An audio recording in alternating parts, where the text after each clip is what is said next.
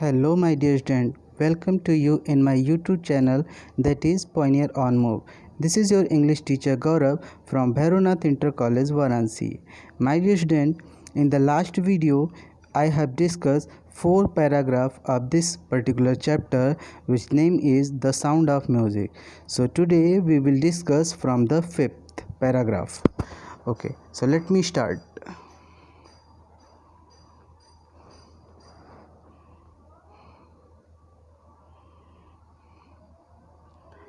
Yeah, from here,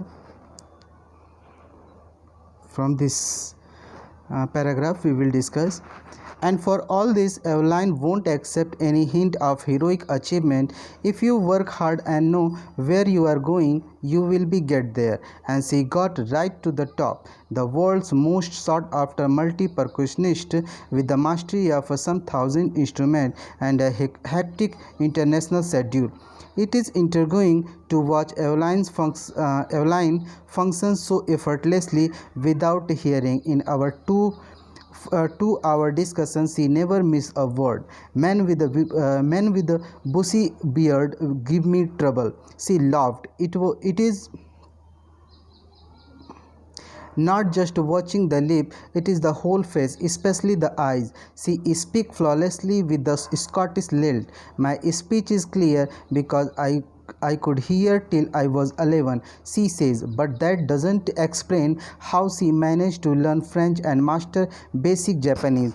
And as for music, she explained, it pour in through every part of my body. It tingles in skin, my cheekbones, and even in my hair.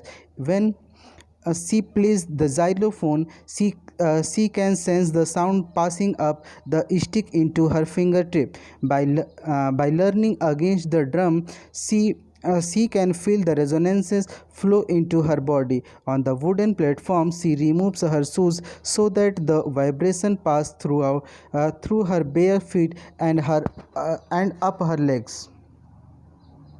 Not surprisingly, Eveline delights her audience. In 1991, she was presented with the Royal Philharmonic Society prestigious Soloist of the Year award, says master percussionist James Blade. God may have taken her hearing, but he has given her back something extraordinary. What we hear, she feels far more deeply than any of us. That is why she expresses music so beautifully.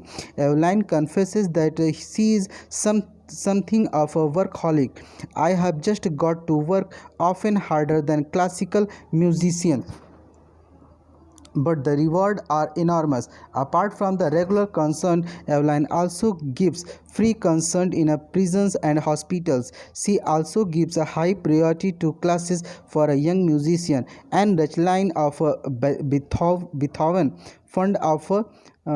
fund of a deaf children says she is the shining inspiration of a deaf children. They see that there is nowhere that they cannot go. Eveline Guinness are already accomplished more than most people twice her age. She has brought percussions to the front of the orchestra and demonstrated that it can be very moving. She has given inspiration to those who are handicapped, people who look to her and says, if she can do it, I can. And not the least, she has given enormous pleasure to millions.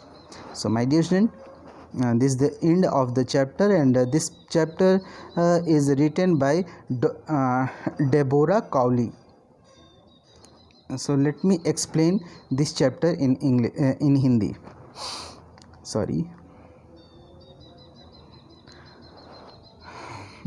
Yes. From the 5th paragraph we have discussed today. आज हम लोग 5वें paragraph से discuss करेंगे. पहले मैं आप लोगों को हिंदी में इसके एक्सप्लेनेशन बताऊंगा, उसके बाद मैं कोशिश करूंगा कि आपको इंग्लिश में भी इसके एक्सप्लेनेशन को बताऊं आप सबको. तो let me start. And for all this, Evelyn won't accept any hint of heroic achievement. और इसके लिए ये जो काम जो भी वो कर रही थी, जो भी अचीवमेंट, जो भी चीज़ें उसको पुरस्कार मिल रहा था, Evelyn won't accept any hint of a heroic achievement. उसने कभी ये नहीं माना कि उसने बहुत बड़ा काम कर दिया। हीरोइक मतलब आप बहुत ग्रेट वर्क, यानी बहुत बड़ा काम, ऐसा उसने कभी महसूस नहीं किया कि उसने बहुत बड़ा काम कर दिया।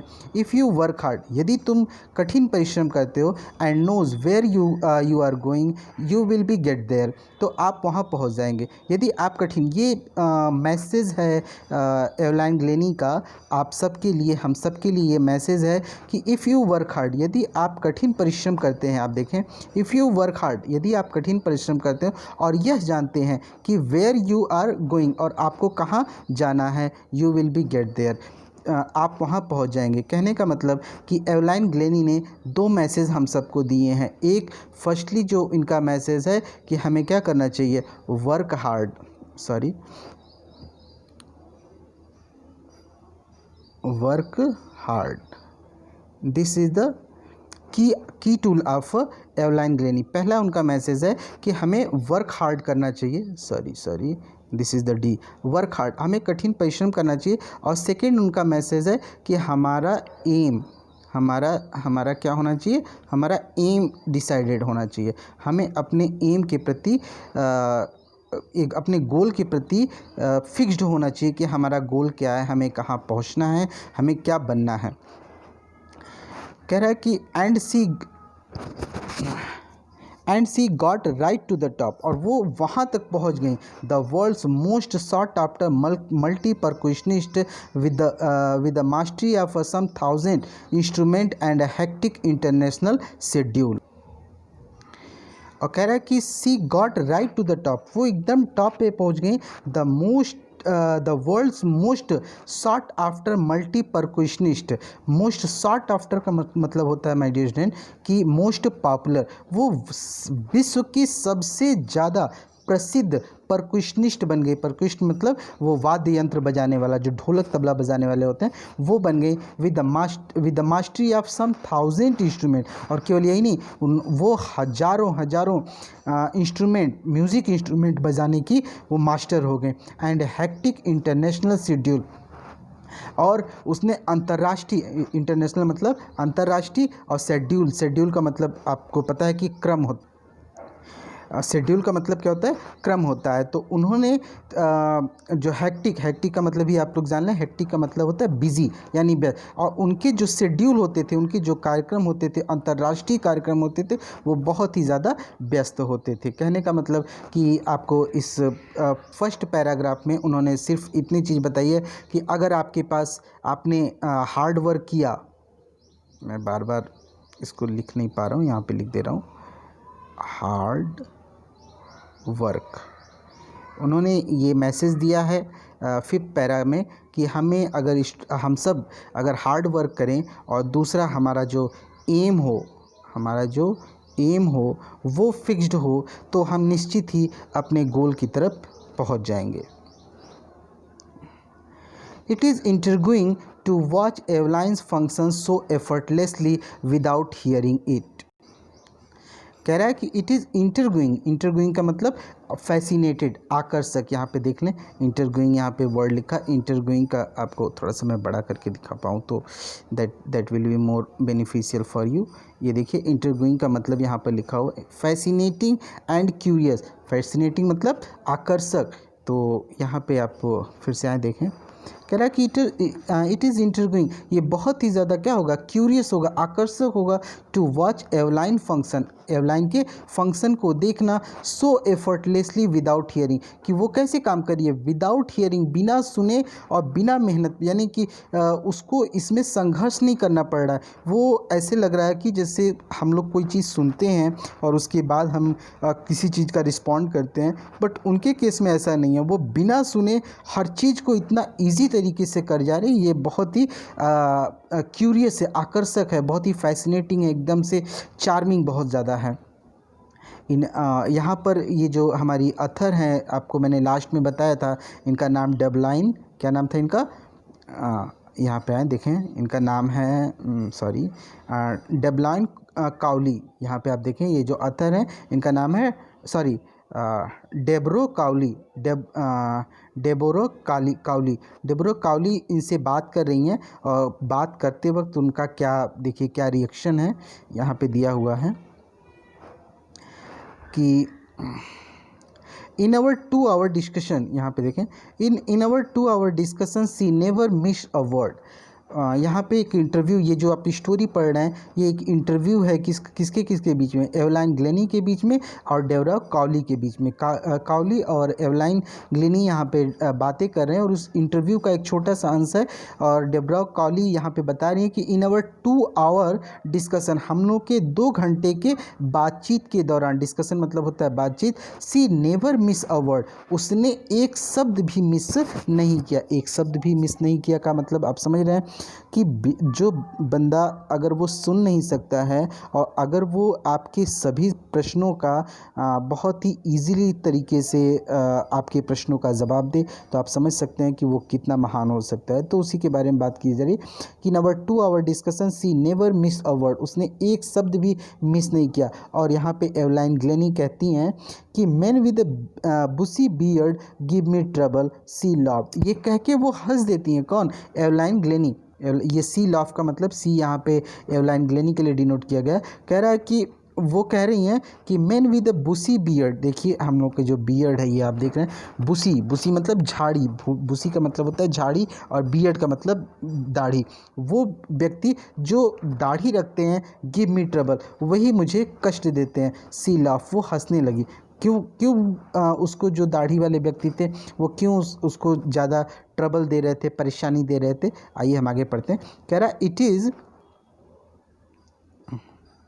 It is not just watching the lip, वो कह रही हैं कि चूँकि वो सुन नहीं पा रही थी तो इसलिए कह रही है it is not just watching the lip, केवल वो ओठों को ही नहीं देखती हैं, it is the whole face specially the eyes, वो पूरा का पूरा क्या देखती हैं, चेहरे को देखती हैं। और उसमें भी सबसे ज़्यादा वो क्या, किस चीज़ को पढ़ती हैं, आँखों को पढ़ती हैं। She speaks flawlessly with Scottish lilt, और वो स्कॉटिश लिल्ट यानी स्कॉटलैंड, आप स्कॉटिश का मतलब है स्कॉटलैंड और लिल्ट का मतलब लैंग्वेज, वो स्कॉटलैंड की लैंग्वेज बहुत ही आसानी से फ्लोलेसली यानी बिना किसी रुकावट के, यहाँ पे देखिए फ्लॉलेसली का मतलब दिया है कि विदाउट फॉल्ट और मिस्टेक, बिना मिस्टेक किए, बिना उसमें कोई गलतियाँ किए वो एकदम आसानी से बहुत ही धारा प्रवाह से अपनी लैंग्वेज को बोल रही थी। माई स्पीच इज़ क्लियर, वो बताती हैं कि माई स्पीच इज़ क्लियर, मेरी जो भाषण है, मेरा जो आवाज़ है वो क्लियर है, because I could hear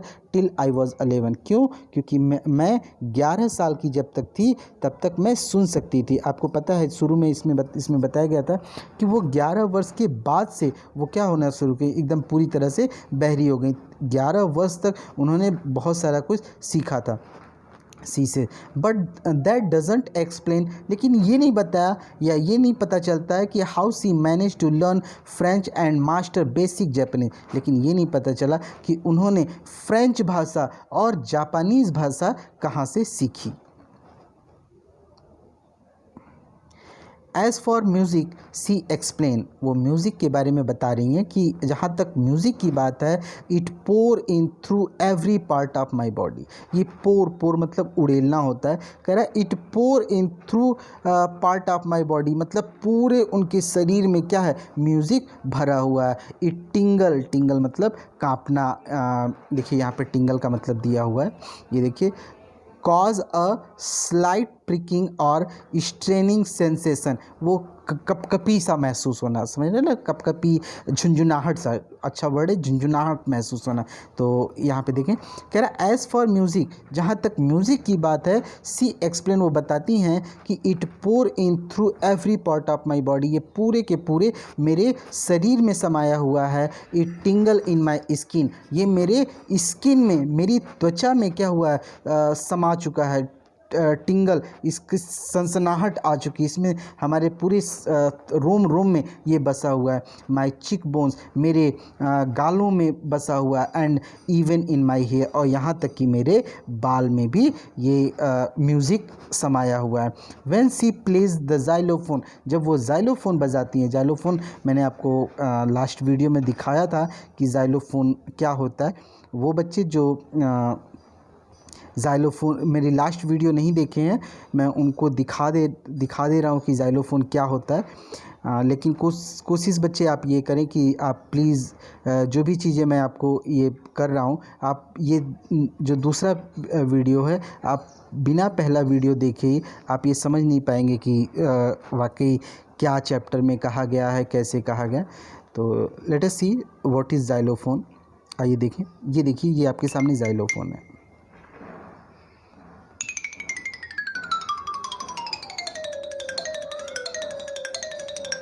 thank you.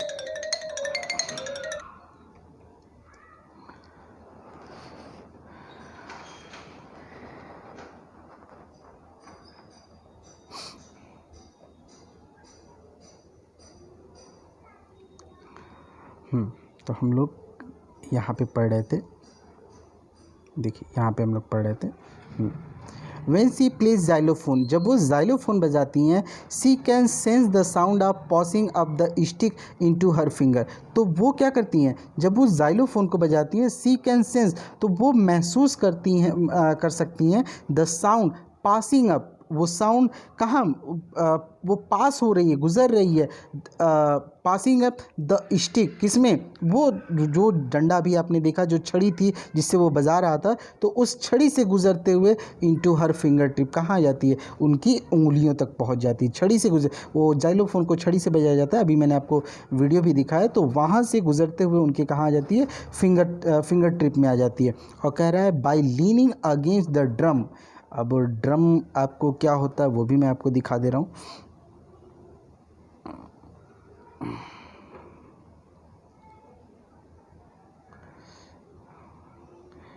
ये देखें, ये देखिए आपके सामने ड्रम है, और इसी ड्रम को परकुशनिस्ट भी कहते हैं। परकुशनिस्ट, ये ड्रमर जो हैं इसको परकुशनिस्ट कहते हैं। और परक्यूशन ये इंस्ट्रूमेंट होता है, यानी ढोलक तबला जिसको हम लोग बोलते हैं, ये आपके सामने है। तो आइए हम लोग अपने चैप्टर पे आते हैं। अब शायद आप लोग को अच्छे से समझ में आ गया होगा, दोनों वीडियो के थ्रू मैंने आपको दिखा दिया। हाँ, तो कह रहा है यहाँ पे हम लोग पढ़ा रहे थे, यहाँ पे हम लोग बात कर रहे थे। तो कह रहा है by leaning against the drum, और जब वो ड्रम की तरफ झुकती हैं, मतलब ड्रम की तरफ, लीनिंग का मतलब होता है झुकना। तो जब वो ड्रम की तरफ झुकती हैं, she can feel the रेजोनेंसेज। Resonance का मतलब होता है इको, देखिए यहाँ पे मीनिंग दिया हुआ, इको ऑफ द साउंड, कंपन। इको का मतलब होता है कंपन, आवाज़ की कंपन। तो कह रहा है कि by leaning against the drum, वो ड्रम की जब झुकती हैं, she can feel the resonances flow into her body. तो वो अपने शरीर में उसकी क्या महसूस करती हैं, कंपन महसूस करती हैं। ऑन द वुडन प्लेटफॉर्म, और जब वो लकड़ी के तख्ते यानी लकड़ी के प्लेटफॉर्म पे जब वो परफॉर्म करती हैं, सी रिमूव्स हर शूज़, तो वो अपने शूज़ को क्या कर देती हैं, उतार देती हैं। सो दैट, ताकि the vibration pass through her bare feet and up her leg, ताकि उनकी जो वाइब्रेशन है, वो जो कंपन है, पास थ्रू हर बेयर फुट, उसके कंपन उसके शरीर से, उसके नंगे पैर से होते हुए कहाँ आ जाए, अप हर लेग, उसके पैरों के ऊपर तक पहुँच जाए।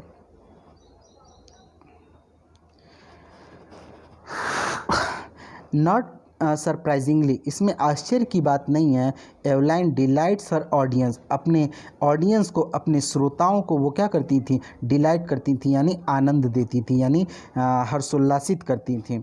इन 1991 she was presented with the Royal Philharmonic Society prestigious soloist of the year award. कह रहा है कि 1991 में सी वॉज प्रेजेंटेड, उन्हें दिया गया, क्या दिया गया,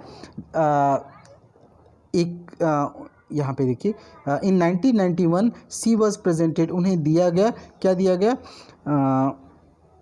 ये नाम है the Royal Philharmonic Society prestigious soloist award, उन्हें क्या दिया गया, एक अवार्ड दिया गया, एक उन्हें 1991 में एक अवार्ड दिया गया जिसका नाम था Royal Philharmonic Society prestigious soloist of the year. Soloist का मतलब आप लोग जानते हैं कि एकल वाद्य यंत्र बजाने वाला, तो ये अवार्ड उनको 1991 में दिया गया। सेज मास्टर परकुशनिस्ट जेम्स ब्लेड, ये बात मास्टर परकुशनिस्ट यानी तबला वादक जेम्स ब्लेड बताते हैं। वो कहते हैं कि God may have taken her hearing, कि भगवान ने उससे उसकी सुनने की शक्ति ले ली थी, but he has given her back something extraordinary, लेकिन उन्होंने उसे उससे भी ज़्यादा, कहीं ज़्यादा उसको चीज़ें दे दी थी। What we hear she feel, जो हम सुनते हैं वो उसे वो महसूस करती थी, for more deeply than any of us, हम में से कहीं ज़्यादा। एंड दैट्स वाई, और इसीलिए सी एक्सप्रेसेस म्यूज़िक सो ब्यूटीफुली, और इसीलिए वो म्यूज़िक को बहुत ही अच्छे से क्या करती है, व्यक्त करती है। ये जो लाइन है आप फर्स्ट पैराग्राफ में यहाँ से देखें कि God may have taken her hearing but he has given her back something extraordinary, what we hear see, ये आपको लाइन फर्स्ट पैरा में ही, आप शायद आपको याद होगा कि फर्स्ट पैरा में ही ये लाइन हम लोगों ने पढ़ रखी थी। तो चलिए आगे बढ़ते हैं।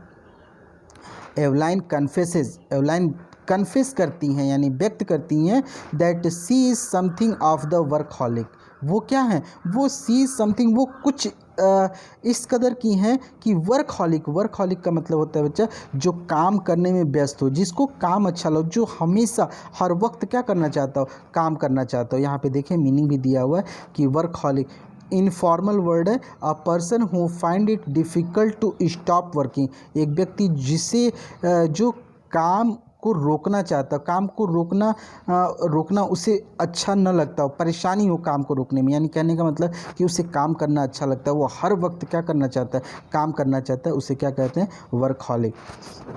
कह रहा कि Evelyn confesses that she is something of workaholic, वह काम करने वाली व्यक्ति थी।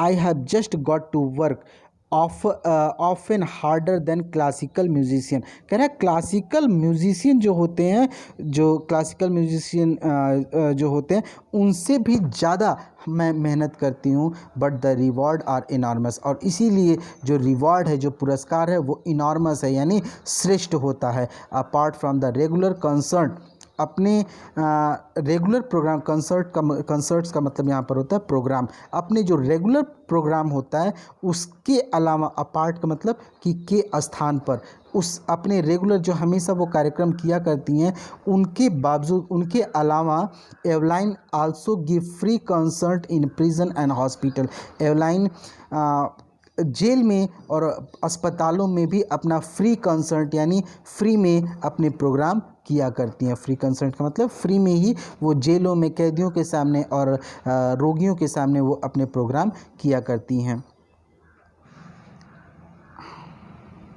She also give high priority to the classes of a young musician, और she also give high priority, और वो ज़्यादा तवज्जुब उनको देती हैं, प्रियोरिटी मतलब तवज्जुब देना, वो ज़्यादा तवज्जुब उनको देती हैं यानी ज़्यादा उनको वरीयता देती हैं, two classes of young musician, जो नवयुवक म्यूजिशियन हैं, जो नवयुवक संगीतकार हैं, उनको वो सबसे ज़्यादा तवज्जुब देती हैं। Ann Richlin of Beethoven Fund of deaf Children says, एक महिला हैं जिनका नाम है Ann Richlin of Beethoven Fund for Deaf Children, ये एक संस्था है जिसका नाम है Fund of deaf Children, Beethoven Fund of deaf Children, ये एक संस्था है जिसकी एक ओनर है जिसका नाम है Ann रिचलाइन।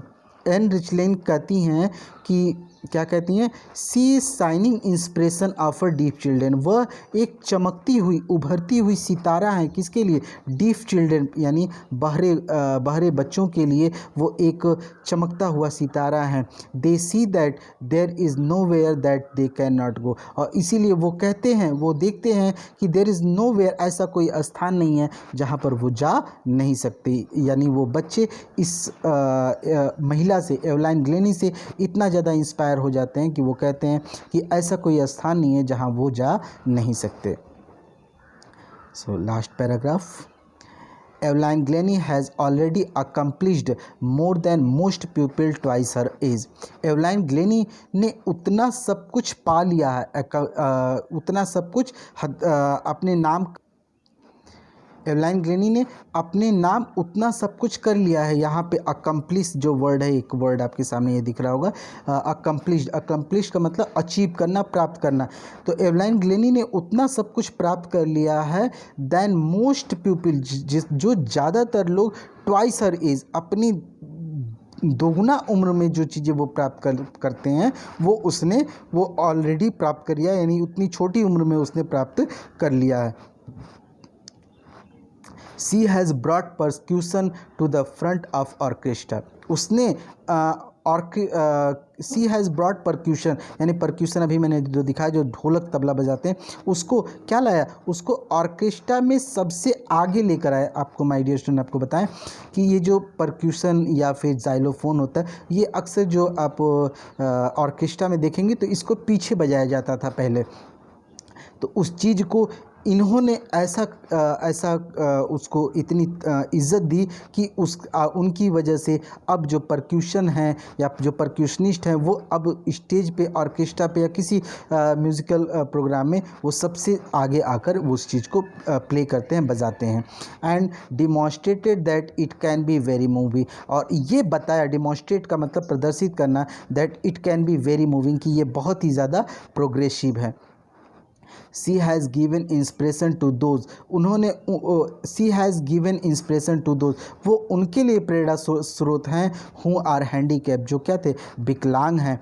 People who look to her and says, वो लोग जो उनको देखते हैं वो कहते हैं if she can do it, यदि ये कर सकती है, आई कैन। आई कैन का मतलब आई कैन आल्सो, मैं अगर ये कर सकती है तो मैं भी, यानी ये महिला अगर जो कुछ भी नहीं सुन के इतना सारा अवार्ड अपने नाम अगर अचीव कर सकती है, प्राप्त कर सकती है, तो डेफिनेटली हमारे पास तो इतनी सारी एबिलिटी है, हम भी निश्चित रूप से वो सब चीज़ें कर सकते हैं। एंड नॉट द लीस्ट, और यहीं तक नहीं, she has given enormous pleasure to millions, कह रहा है कि यही तक नहीं, उसने केवल she has given enormous pleasure to million, million का मतलब होता है असंख्य, और इनॉर्मस का मतलब मिलियन का मतलब होता है 10 लाख, और इनॉर्मस मतलब असंख्य। सी हैज़ गिवन इनॉर्मस प्लेजर, उसने असंख्य खुशियाँ दे दी टू द मिलियंस, कई लाख लोगों को उसने असंख्य खुशियाँ दे दी हैं,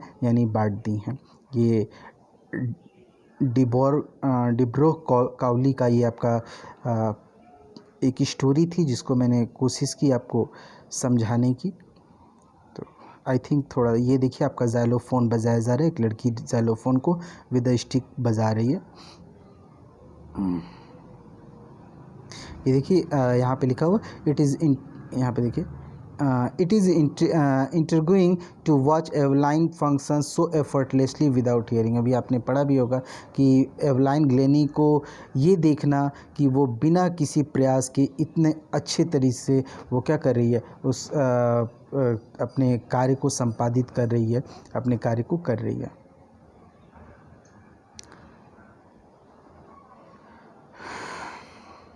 sorry, 5th paragraph.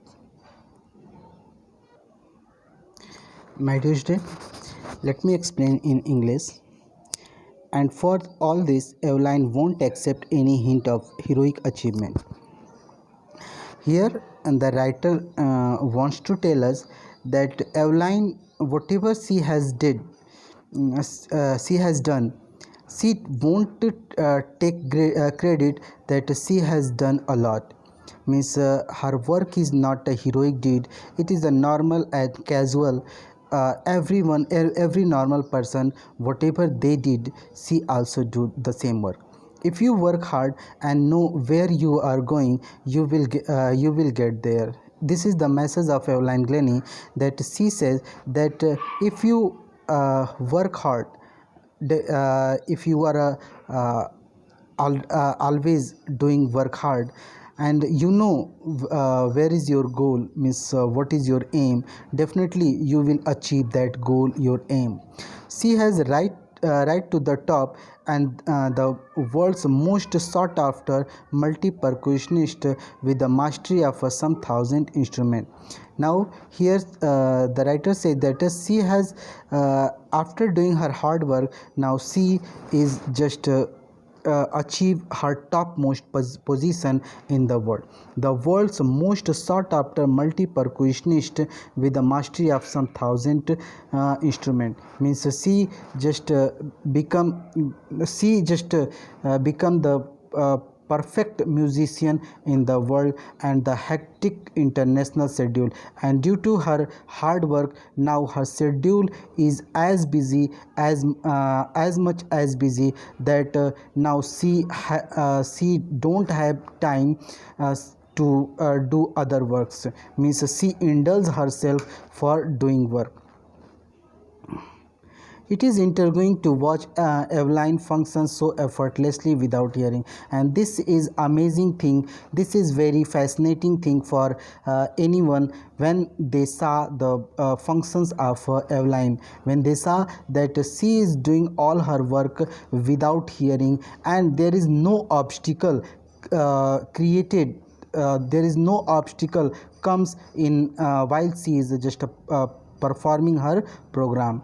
In our 2 hour discussion, she never missed a word, means here the author said that when he is just taking the interview of Evelyn Glennie, at that time 2 hour continuously she is talking with the author and she did not miss a word. This is very amazing, this is very fascinating for anyone to know that she is a deaf child, she is a deaf woman, and having such a problem, means she is a handicap, although there is not any glimpses of her handicapness.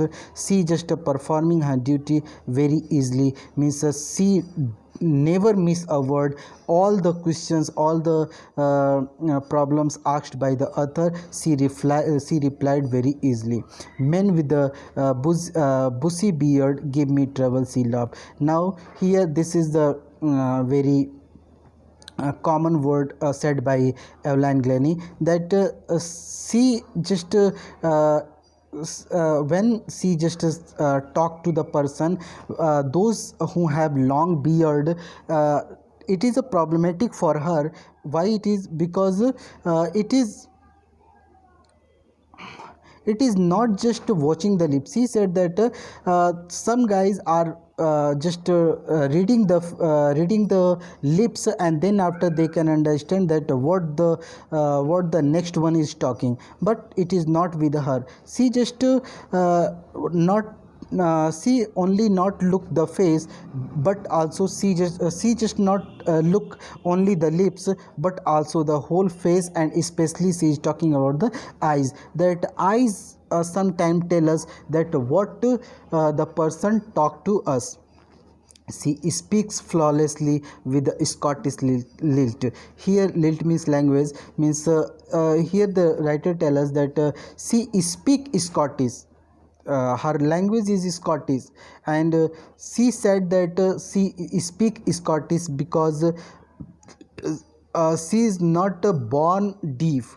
She is not born child deaf.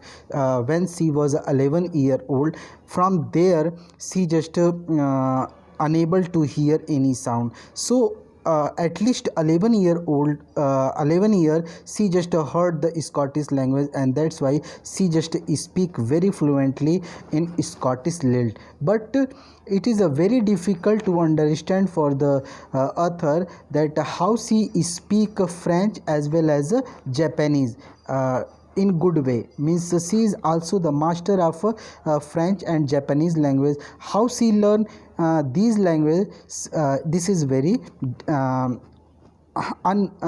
this is very ununderstandable for anyone. As for music, she explained, it pour in through every part of body. Here Evelyn Glennie just expresses about the music, that how the music is in her body. She said that the music is pour out into her whole body. It tingle in skin, means it is the sensation of her skin when she just hear the sound of music. Her skin, her whole body tingle, means it feels sensation. Also her cheekbone and also her hair, every part of her body just feels sensation.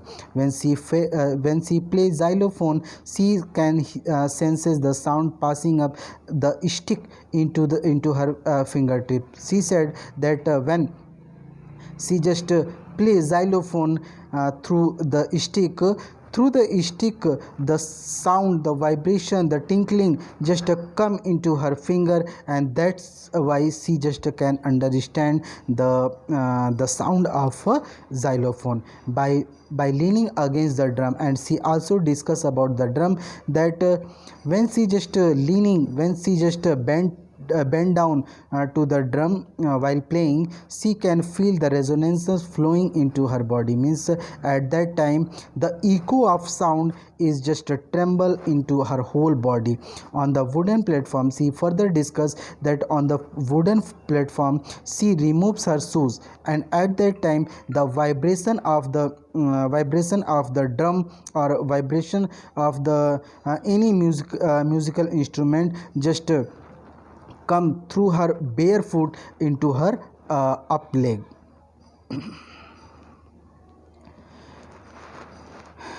Not surprisingly,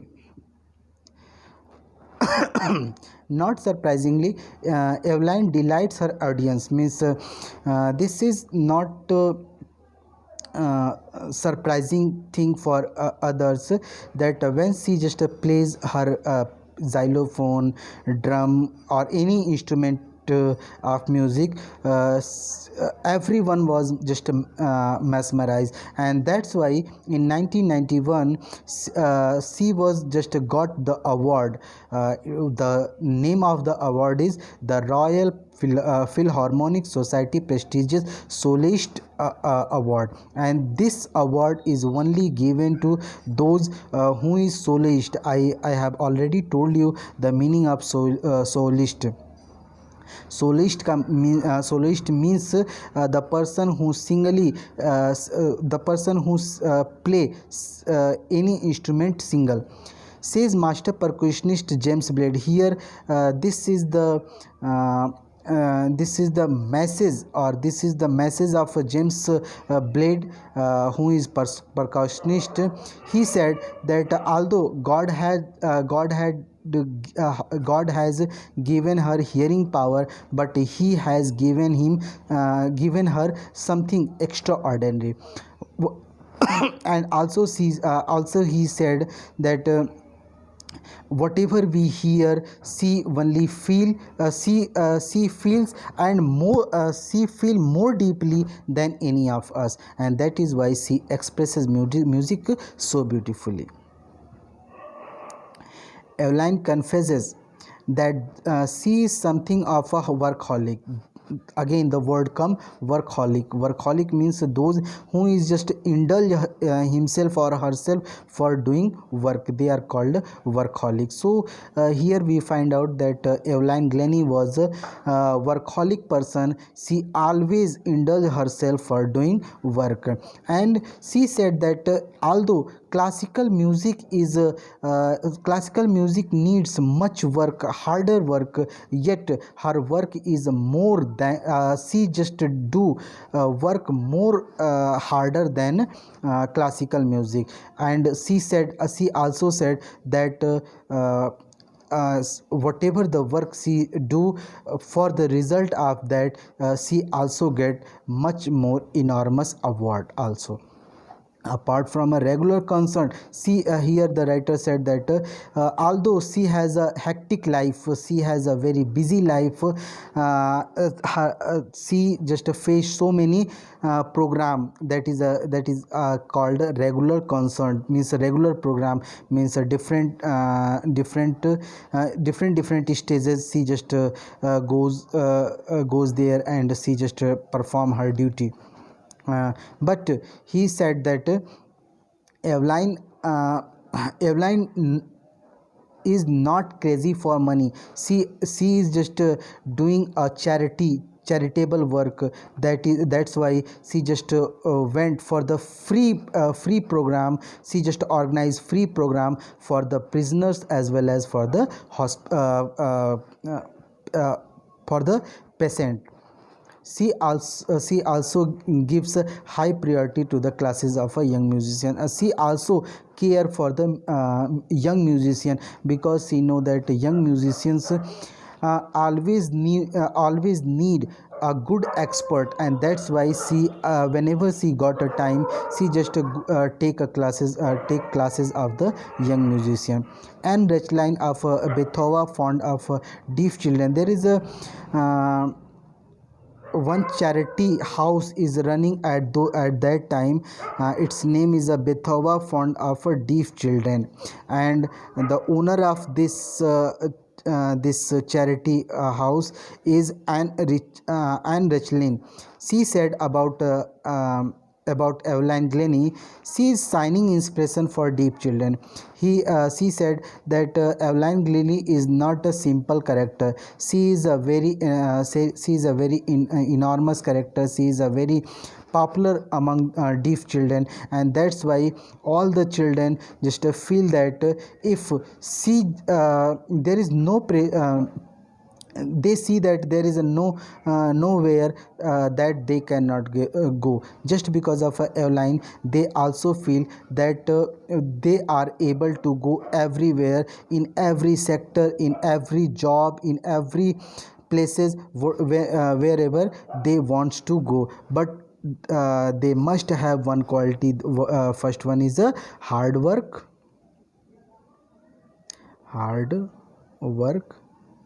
and second one is they must have decided their goal or aim. If they just decided their goal or aim, then definitely they could achieve their goals or aim. Evelyn Glennie has already accomplished more than most people twice her age. Here, this is a very challenging thing for a normal guys. Like we are a normal human being, and we do not get such award as Evelyn Glennie got in her little age. She has brought percussion to the front of the orchestra. Now, in those days, what the problem is going on, that a percussionist or a xylophone or a drummer, they are always behind the stage. Means they are just back the stage, and the main instrument are just playing on the front of the orchestra, or in the on the front of the programs. So just because of Evelyn Glennie, now xylophone or a drummer, they are just come to the front of the orchestra and demonstrated that it can be very moving, and they are just proved it that xylophone drummers, they are also very they can also be very popular among the audience. She has given inspiration to those who are handicapped, and from the beginning till the end, I have told you that Evelyn Glennie is always inspiration for the handicap, as well as those who are just faces challenges, or those who are just faces hurdle in their life. For them, she is very challenges. Sometimes what happened, that some people are pessimist. They always said that it cannot uh, uh, it cannot accomplished by them, but she is very inspiring for them. She is a very motivator for them, that if she can do the work, everyone can do, because she cannot hear anything, but yet she play music, and not only play, she just achieve so many international award, and this is inspiring thing for all of us. People who look to her and says, people who knows her, they said about her that if she can do it, I can also. Means if Evelyn Granny can do the work, if she can do all the work, she can play all the musical instrument without hearing, so definitely they have a power. They had all the things, all the part of body, so definitely they can also do. And not the least, she has given enormous pleasure to the million, and this ultimately the writer said that she is the inspiration, she is just giving the pleasure to the millions and millions, and they just get the they just get the inspiration from her, that a deaf child who cannot do anything, who cannot hear anything, she is